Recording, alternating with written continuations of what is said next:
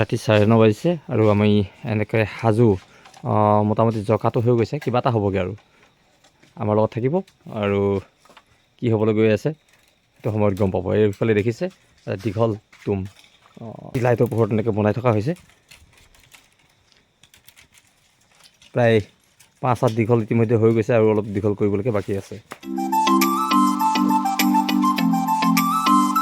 সময়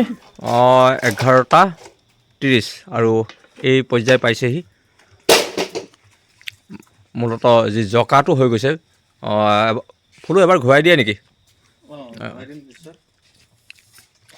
বছ এনেধৰণে এই জকাটো হৈ গৈছে মানে আমাৰ যি বকাখুৰ হ'বলৈ গৈ আছে বকাখুৰ আৰু এইফালে আমাৰ নামঘৰৰ প্ৰেচিডেণ্ট দেৰিকৈ হ'ল আহি পালেহি ৰাতি 11:30 বজাত অকণমান দাঙি দিয়ক চাগে ইয়াত ডিঙি হৈ যাব আপোনাৰ মানুহটো সমান জোখত দিয়কচোন লগাই দিয়ক তাৰমানে যি ডিঙি ভাগেই মানুহটোতকৈ দুটা মানুহৰ সমান হৈ গৈছে যথেষ্ট এটা ডাঙৰ আৰু এইফালে আমাৰ ভিনদৌৱে আৰু এটা বস্তু বনাই আছে ই হ'ব এটা সময়ত কি হ'বগৈ ভিনদৌ এইটো থুটটো হ'বলৈ গৈ আছে এইপিনে চাওক পুতনাৰ ডিঙি ভাগ থুটটো হ'বলৈ গৈ আছে ঠোঁট হ'বলৈ গৈ আছে আৰু এনেকৈ প্ৰস্তুতি চলি আছে আমি ৱেইট কৰিম আমাৰ পাছৰ পৰ্যায়লৈকে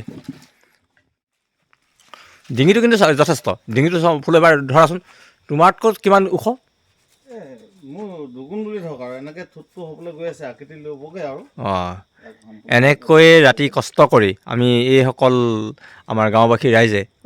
প্ৰচেষ্টা অব্যাহত ৰাখিছে ৰাতিৰ ভিতৰত হাতী কাৰণ মাজত মাত্ৰ এটা দিন কাইলৈ ৰাতিপুৱাই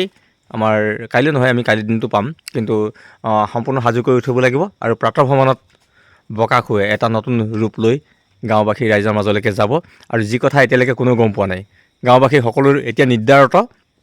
কিন্তু প্ৰস্তুতি চলি আছে তেওঁলোকে সময়ত গম পাব যে কি আহিল বা কি হ'ল আজি দ্বিতীয় দিন এয়া ৰাইজে চব কাম কৰি আছে কাইলৈ ৰাতিপুৱা শোভাযাত্ৰালৈ এটা বৃহৎ বগলী এয়া বগলী ডিঙি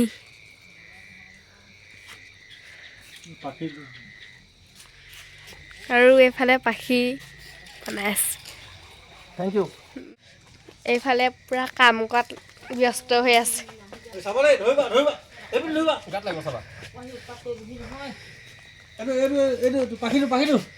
প্ৰস্তুতি পৰ্ব চলি আছে সময়ো যথেষ্ট হৈছে হ'লেও তাৰ মাজতে কিছু ফূৰ্তি আছে এইজনলৈ যদি মন কৰোঁ আমি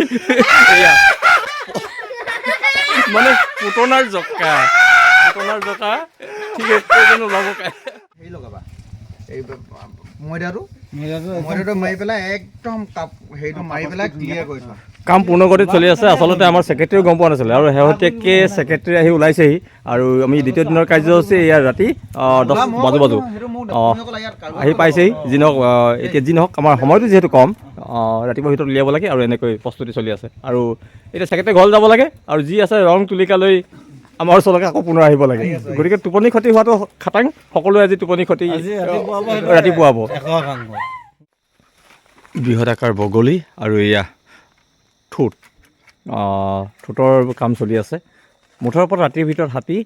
হাতীৰ ভিতৰত নহয় ৰাতিৰ ভিতৰত বগলী হ'বই লাগিব অঁতাব লাগিব অৱশ্যে কাপোৰ নোহোৱাৰ কাৰণে হঠাতে যিহেতু পৰিকল্পনা কৰা হৈছিল গতিকে হালধীয়া কাপোৰ দিয়াৰ ব্যৱস্থা কৰা হৈছিল কিন্তু এইখন অলপ পাছত চেঞ্জ হৈ যাব আৰু এনেকৈ প্ৰস্তুতি চলি আছে সময় আকৌ 11 বাজু মই আচলতে এই সৰু সৰু ক্লিপবোৰ ৰাখিবলৈকে চেষ্টা কৰিছোঁ আৰু এনেদৰে আমাৰ ছেক্ৰেটেৰী গাঁও উন্নয়ন সমিতিৰ ছেক্ৰেটেৰী আহি গ'ল তেখেতে ইয়াৰ আমাৰ কি পুতনা হ'বলৈ গৈ আছে তাৰ কাৰণে প্ৰস্তুতি অব্যাহত ৰাখিছে আৰু বাকী নামঘৰীয়া লগত কি ইফালে খানা VIP খানা বনি আছে খানা খোৱা হ'ব আৰু গতিকে এনেধৰণে প্ৰস্তুতি চলি আছে এনেকৈ অলপকৈ আগবাঢ়ি আছে আৰু কিছু কাপোৰ মাৰিবলৈ বাকী আছে এনেকৈ এক আকৃতিলৈকে আহিছে পূৰ্ণ পৰ্যায় হ'বলৈ এতিয়াও বহুত বাকী আৰু মাংস ইতিমধ্যে হৈছেগৈ বাৰু আৰু এয়া মেকআপ চলি আছে ৰাজহুৱা অনুষ্ঠান হ'লেও আমাৰ নামঘৰীয়া ঘৰত আজি এই পৰ্যায় পাইছেহি প্ৰেক্টিছ কৰি থকা হৈছে অকণ জোকাই দিয়াচোন বঢ়িয়া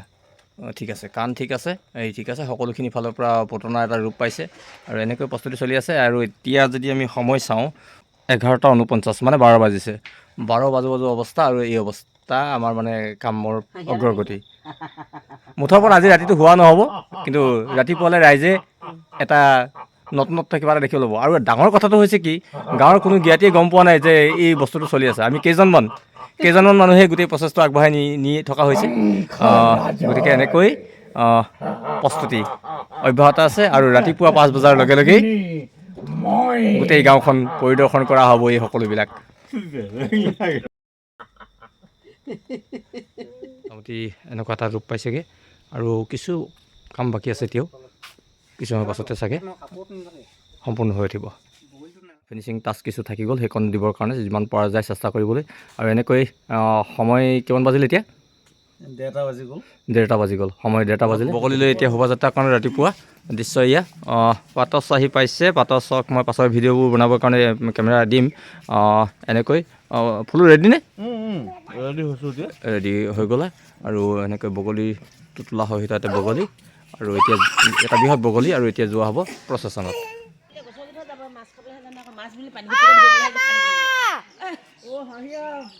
আৰু এয়া বগলীয়াই শোভাযাত্ৰা কৰিবলৈ আহিছে আৰু পাছতে আহিছে সুপৰ্ণখা